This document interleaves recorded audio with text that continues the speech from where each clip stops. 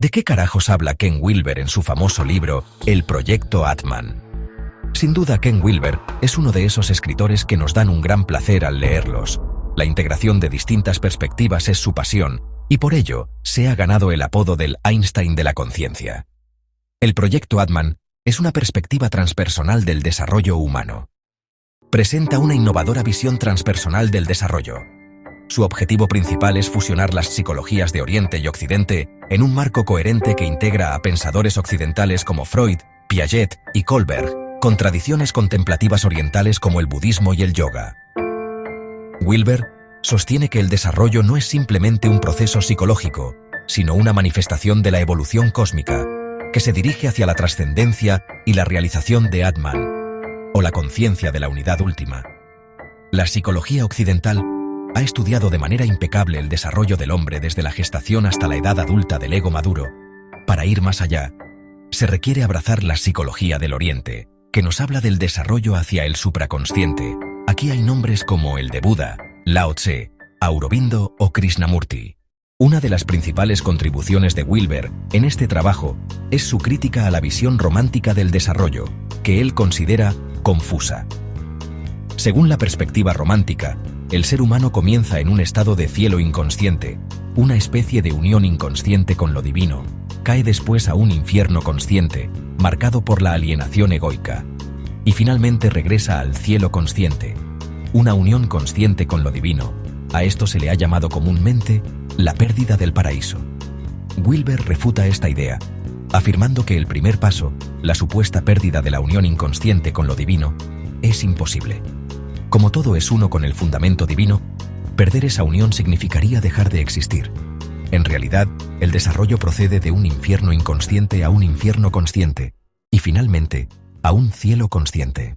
El recién nacido no vive en el paraíso, simplemente no es lo suficientemente consciente como para registrar el dolor y el sufrimiento que lo rodean, lo mismo que el budismo llama samsara.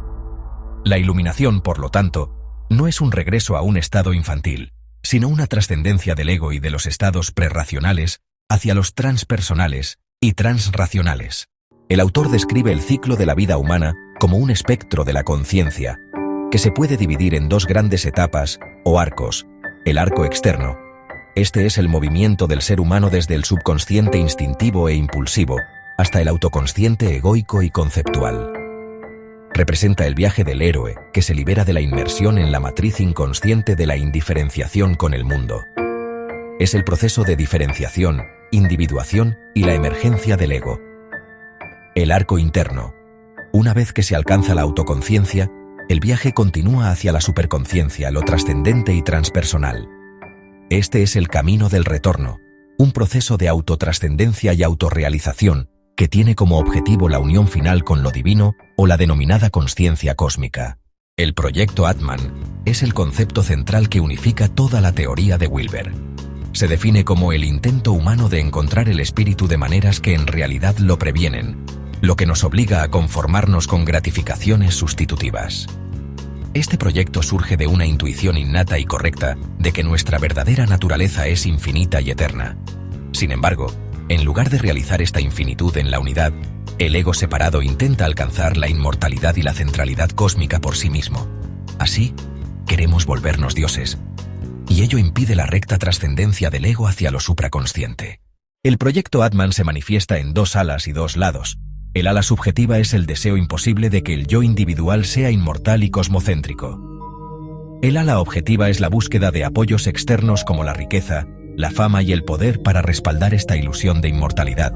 Con los lados, Wilber se refiere a Eros, que busca gratificaciones sustitutas para satisfacer el deseo de ser infinito, y Tánatos, que implica la represión o el sacrificio sustituto de todo lo que amenaza la muerte y la disolución del ego.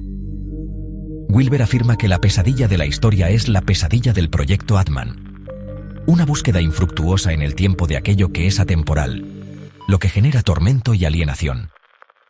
El libro explora el proyecto Atman a través de las diferentes etapas del desarrollo de la conciencia, etapas que son unánimemente reconocidas por la mayoría de las corrientes psicológicas y antropológicas.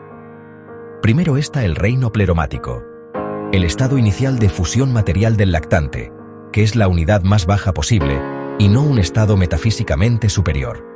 A este nivel le sigue el yo tifónico, la etapa infantil de prediferenciación del cuerpo y el ego, donde la búsqueda de la unidad se manifiesta de forma primitiva a través del incesto urobórico o el intento de volver a la fusión original, es decir, al estado inorgánico y material. Después viene el yo de pertenencia. A medida que el niño se diferencia, empieza a usar símbolos verbales y de pertenencia para construir su realidad, empieza a experimentar con distintos roles. Y al atravesar este último reino, llegamos a los reinos mental-egoicos. En este nivel, el yo se identifica con el ego mental y la batalla entre Eros y Thanatos se traslada a esta nueva estructura. Wilber conecta el proyecto Atman con la ansiedad de muerte postulada por Ernest Becker. La ansiedad de separación, que se produce en cada etapa del desarrollo, es en realidad la incapacidad de aceptar la muerte de esa etapa para poder trascenderla.